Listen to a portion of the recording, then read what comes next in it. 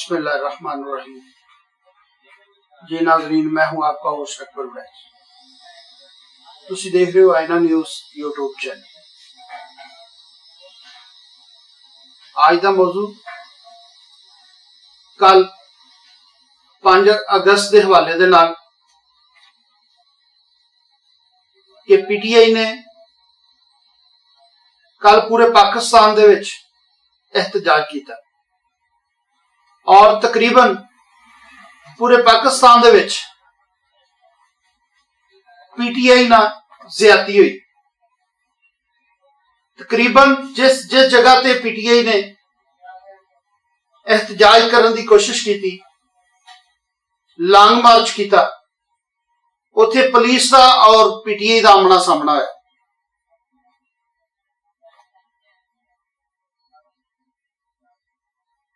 क्योंकि एहतजाज का जिहड़ा मकसद सी वह इमरान खान की रिहाई सी।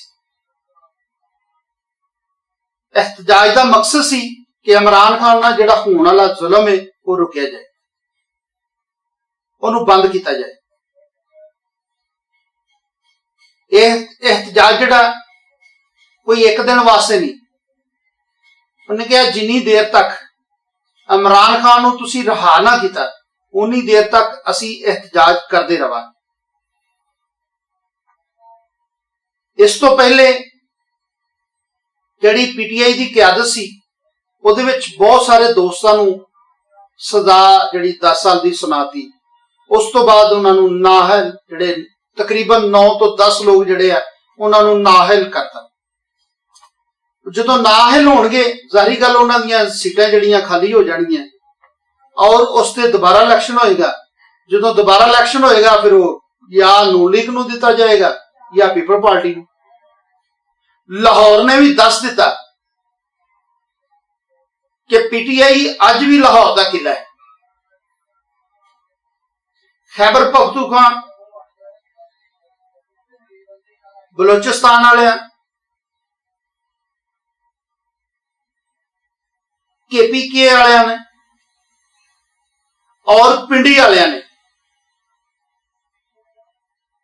उन्होंने इस हद तक एहतजाज किया, इस हद तक उथों लोग निकले कि पिंडी भी देखता रह गया।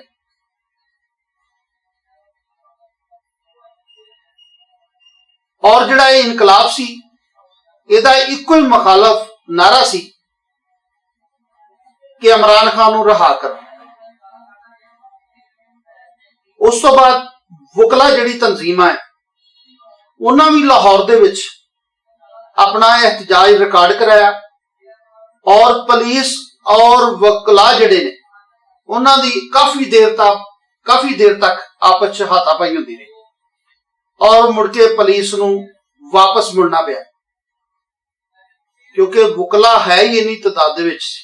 वकला दा भी इक्को ही नारा सी कि इमरान खान नूं रिहा करो।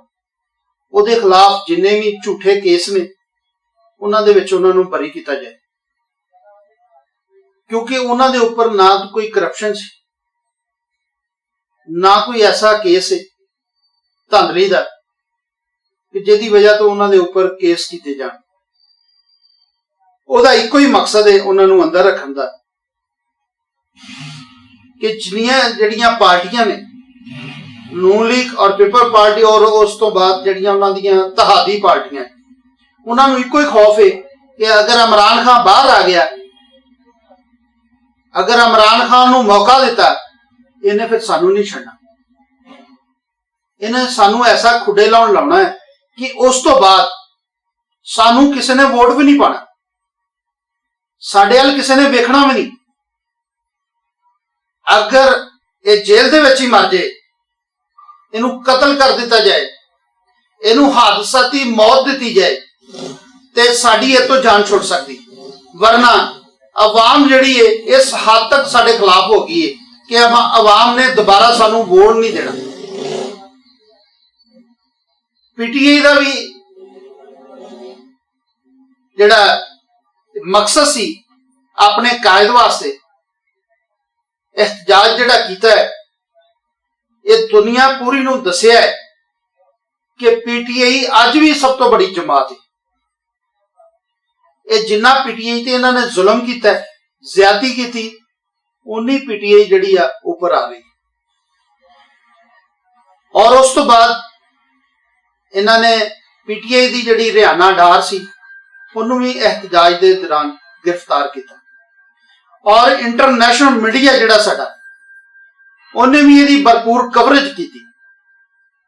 ਔਰ ਉਹਨਾਂ ਨੇ ਵੀ ਇਹ ਲਿਖਿਆ ਆਪਣੀ ਕਵਰੇਜ ਦੇ ਦੌਰਾਨ ਕਿ ਇਮਰਾਨ ਖਾਨ ਦਾ ਜਿਹੜਾ ਪਲਾਨ ਆ ਉਹ ਕਾਮਯਾਬ ਹੋ ਗਿਆ। ਔਰ ਜਿਹੜੇ ਪੀਟੀਆਈ ਦੇ ਕਿਆਦਤ ਸੀ ਉਹਨਾਂ ਨੇ ਇੱਕੋ ਹੀ ਨਾਰਾ ਲਾਇਆ ਕਿ ਸਾਡੇ ਨਾਲ ਜ਼ੁਲਮ ਕਰੋ, ਸਾਡੇ ਨਾਲ ਜ਼ਿਆਦਤੀ ਕਰੋ, ਸਾਨੂੰ ਗ੍ਰਿਫਤਾਰ ਕਰੋ, ਲੇਕਿਨ ਇਹ ਫੈਸਲਾ ਹੁਣ ਸੜਕਾਂ ਤੇ ਹੀ ਹੋਏਗਾ। ਜਿਹੜੀਆਂ ਤੁਸੀਂ ਸਾਨੂੰ ਸਜ਼ਾਵਾਂ ਦੇਣੀਆਂ, ਜਿਹੜਾ ਤੁਸੀਂ ਸਾਨੂੰ ਨਾਅਹਿਲ ਕਰਨਾ ਕਰ ਦਿਓ, ਲੇਕਿਨ ਅਸੀਂ ਆਪਣੇ ਕਾਇਦ ਵਾਸਤੇ ਹੁਣ ਸੜਕਾਂ ਤੇ ਇਹ ਫੈਸਲੇ ਕਰਾਵਾਂਗੇ। ਕਿਉਂਕਿ ਸਾਨੂੰ ਹੁਣ ਪਤਾ ਲੱਗ ਗਿਆ ਕਿ ਤੁਸੀਂ ਇਮਰਾਨ ਖਾਨ ਨੂੰ ਬਾਹਰ ਨਹੀਂ ਆਉਣ ਦੇਣਾ। ਜਿਹੜੀਆਂ ਇਹਨਾਂ ਦੀਆਂ ਪਾਲਿਸੀਆਂ ਹੈ ਕਿ ਇਮਰਾਨ ਖਾਨ ਜਿਹੜਾ ਅੰਦਰ ਹੀ ਰਵੇ, 24 ਘੰਟਿਆਂ ਦੇ ਅੰਦਰ ਜਿਹੜਾ ਪੀਟੀਆਈ ਦਾ ਇhtਜਾਜ ਸੀ ਉਹਨੇ ਇਹ ਨਤੀਜਾ ਲੈਣ ਦਾ, ਇਹ ਪੂਰੀ ਦੁਨੀਆ ਨੇ ਵੀ ਦੇਖ ਲਿਆ ਕਿ ਇਮਰਾਨ ਖਾਨ ਨੂੰ ਰਿਹਾ ਕਰੋ। ਇhtਜਾਜ ਦਾ ਵੀ ਇਹੀ ਮਕਸਦ ਸੀ। ਲੌਂਗ ਮਾਰਚ ਦਾ ਵੀ ਇਹੀ ਮਕਸਦ ਸੀ। ਪੀਟੀਆਈ ਵਾਲਾ ਕਿਆਦਤ ਜਿਹੜੀ ਹੈ ਉਹਦਾ ਵੀ ਇਹੀ ਮਕਸਦ ਸੀ ਕਿ ਸਾਡੇ ਕੈਦ ਨੂੰ ਰਿਹਾ ਕਰੋ। ਔਰ ਜਿੰਨੀਆਂ ਗ੍ਰਿਫਤਾਰੀਆਂ ਹੋਈਆਂ, ਜਿੰਨੇ ਜ਼ੁਲਮ ਕੀਤੇ ਗਏ ਕਾਰਕੁਨਾਂ ਦੇ ਉੱਤੇ ਪੁਲਿਸ ਵੱਲੋਂ, ਔਰ ਤਕਰੀਬਨ ਲੱਖਾਂ ਦੇ ਹਿਸਾਬ ਨਾਲ ਗ੍ਰਿਫਤਾਰੀਆਂ ਹੋਈਆਂ। ਜਿਨ੍ਹਾਂ ਨੇ ਇhtਜਾਜ ਨਹੀਂ ਵੀ ਕੀਤਾ ਸੀ, ਪੁਲਿਸ ਨੇ ਉਹਨਾਂ ਨੂੰ ਵੀ ਗ੍ਰਿਫਤਾਰ ਕਰ ਲਿਆ ਕਿ ਸ਼ਾਇਦ ਇਹ ਵੀ ਨਾ ਇhtਜਾਜ ਦੇ ਵਿੱਚ ਸ਼ਾਮਲ ਹੋਣ ਜਾਣ ਰਹੇ ਹੋ। ਅਗਰ ਕੋਈ ਬੰਦਾ ਵੈਸੇ ਜਾ ਰਹੇ ਸੀ, ਕੋਈ 2-4 ਬੰਦੇ, ਉਹਨਾਂ ਨੂੰ ਵੀ ਗ੍ਰਿਫਤਾਰ ਕਰ ਲਿਆ, ਉਹਨਾਂ ਨੂੰ ਵੀ ਚੁੱਕ ਕੇ ਵੈਗਨ ਚ ਪਾ ਲਿਆ। ਕਿਆ ਇਸ ਤਰ੍ਹਾਂ ਜ਼ੁਲਮ ਕਰਨ ਨਾਲ ਪਾਰਟੀ ਖਤਮ ਹੋ ਜਾਂਦੀ?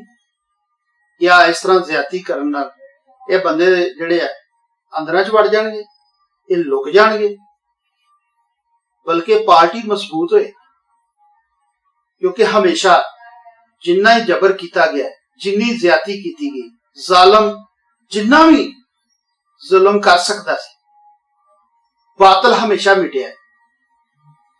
ਔਰ ਅਛਾਈ ਜਿਹੜੀ ਉੱਪਰ ਨੂੰ ਆਈ, ਬਾਤਲ ਹਮੇਸ਼ਾ ਥੱਲੇ ਗਿਆ।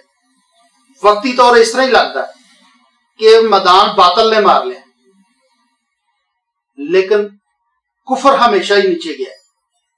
ਇਸ ਵਾਸਤੇ ਸਾਨੂੰ ਇਹ ਚਾਹੀਦਾ ਹੈ, ਸਾਡੀਆਂ ਪਾਰਟੀਆਂ ਨੂੰ ਵੀ ਚਾਹੀਦਾ ਹੈ, ਦੂਸਰੀ ਸਿਆਸੀ ਪਾਰਟੀਆਂ ਜਿਹੜੀਆਂ, ਕਿ ਇਹਨਾਂ ਨੂੰ ਕਿਸੇ ਤਰੀਕੇ ਦੇ ਨਾਲ ਬਾਰਗੇਨਿੰਗ ਕਰਨੀ ਚਾਹੀਦੀ ਹੈ, ਟੇਬਲ ਟਾਕ ਕਰਨੀ ਚਾਹੀਦੀ ਹੈ, ਔਰ ਉਹਨਾਂ ਦੇ ਤਹਫਜ਼ਾਤ ਜਿਹੜੇ ਦੂਰ ਕਰਨੇ ਚਾਹੀਦੇ ਆ। ਉਹਨਾਂ ਦੀਆਂ ਜਿਹੜੀਆਂ ਪਾਲਿਸੀਆਂ ਉਹਦੇ ਵਿੱਚ ਕੁਝ ਆਪਣੀ ਪਾਲਿਸੀ ਦੇਣ, ਕੁਝ ਉਹਨਾਂ ਦੀ ਲੈਣ, ਔਰ ਇਮਰਾਨ ਖਾਨ ਨੂੰ ਰਿਹਾ ਕਰ, ਔਰ ਆਪਣੀ ਜਿਹੜੀ ਮਾਸ਼ੀ ਪਾਲਿਸੀਆਂ ਉਹਨਾਂ ਨੂੰ ਵੀ ਮਜ਼ਬੂਤ ਕੀਤਾ ਜਾਏ। ਇਹਨਾਂ ਨੂੰ ਤਾਂ ਬਸ ਇਹ ਖੌਫ ਹੈ ਕਿ ਅਗਰ ਇਮਰਾਨ ਖਾਨ ਬਾਹਰ ਆ ਗਿਆ ਤੇ ਸਾਡੇ ਪੱਲੇ ਕੱਖ ਨਹੀਂ ਰਹਿਣਾ।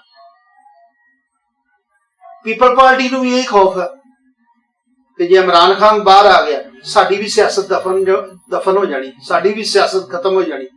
ਕਿਉਂਕਿ ਇਹਨਾਂ ਨੇ 35-35 ਸਾਲ ਤੋਂ ਹੁਕੂਮਤ ਕੀਤੀ, 30-30 ਸਾਲ ਹੋ ਗਏ ਇਹਨਾਂ ਨੂੰ ਸਾਨੂੰ ਡਰਾਮਾ ਕਰਦੇ ਆ।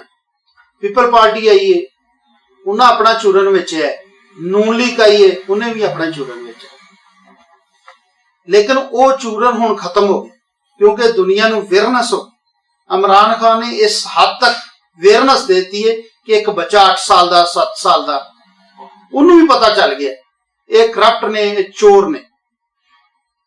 ਸਾਡੀ ਐਸਟੈਬਲਿਸ਼ਮੈਂਟ ਜਿਹੜੀ ਆ ਉਹਨੂੰ ਇੱਕ ਕਿਰਦਾਰ ਅਦਾ ਕਰਨਾ ਚਾਹੀਦਾ ਕਿ ਜਿਹੜਾ ਅੱਛਾ ਨੇਕ ਬੰਦਾ ਹੈ ਉਹਨੂੰ ਅੱਗੇ ਲਿਆਓ ਔਰ ਆਪਣੇ ਮੁਲਕ ਨੂੰ ਮਜ਼ਬੂਤ ਕਰ।